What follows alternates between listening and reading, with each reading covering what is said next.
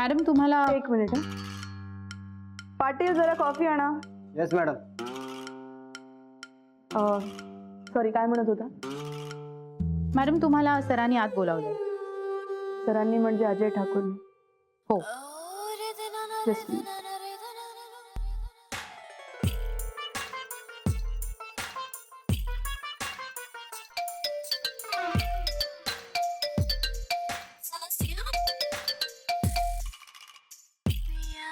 बोला.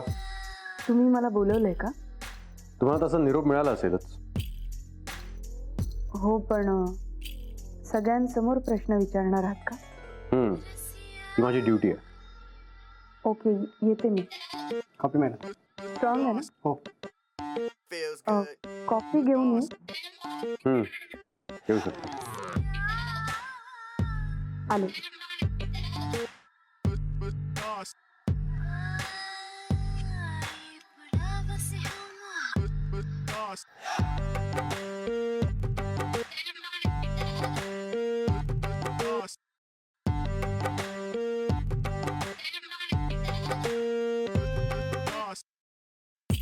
Feels good.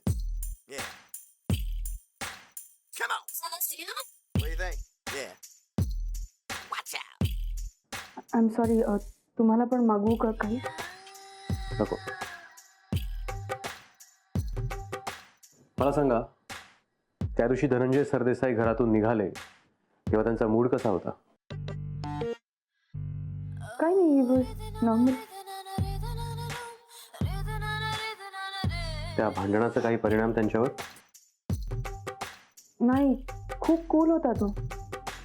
म्हणजे त्याला राग पटकन येतो पण तो शांतही तेवढाच लवकर होतो. Feels good. आणि बिझनेस मध्ये डोक्यात राग ठेवून चालत नाही ना. पण त्याच्या मनात काही चाललं असेल तर मात्र अंदाज येत नाही.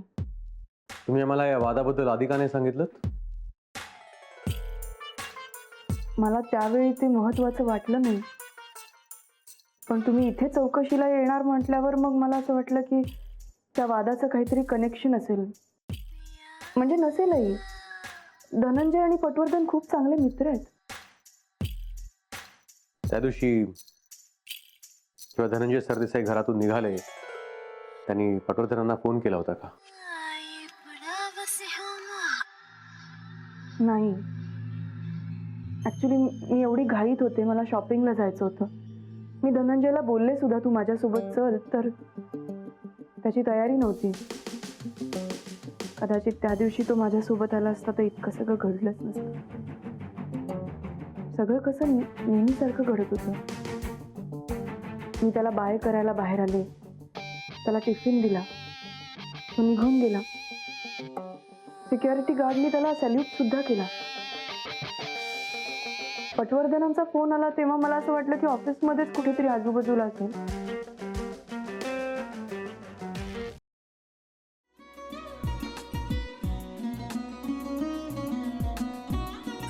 लावू का? हो.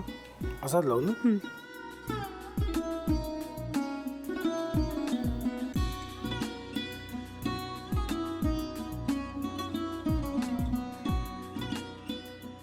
आता काय करायचंय? आता आपण ड्राय स्टफिंग दुसरं काय करणार आपण त्यात? आपण ह्याच्यात मेयोनीज न टाकता बाकीचे सगळे साहित्य टाकायचे. अच्छा, हे सगळं. मी तू माझा तर विश्वासच बसत नाहीये. म्हणजे अगं बहिणी आमचं लग्न व्हावं म्हणून किती प्रयत्न करत होते आणि ते सगळं करताना की शिवच्या आम्हाला माहिती पुरवते. नाही, मला नाही वाटत. गौरी खूप चांगली असतो म्हणून तुला सगळं जगच चांगलं दिसतं. पण शिव उगाच बोलला असेल का? त्याच्यावर विश्वास नाहीये का तुझा? शिववर पूर्ण विश्वास आहे मी तुम्हाला. पण तो आता हे जे काही करतोय ना, म्हणजे निशा बहिणी समोर त्या राधिका सोबत फिरण्याचं नाटक वगैरे, ते त्याचा काही उपयोग होणार नाहीये. अगं असं कसं म्हणतो?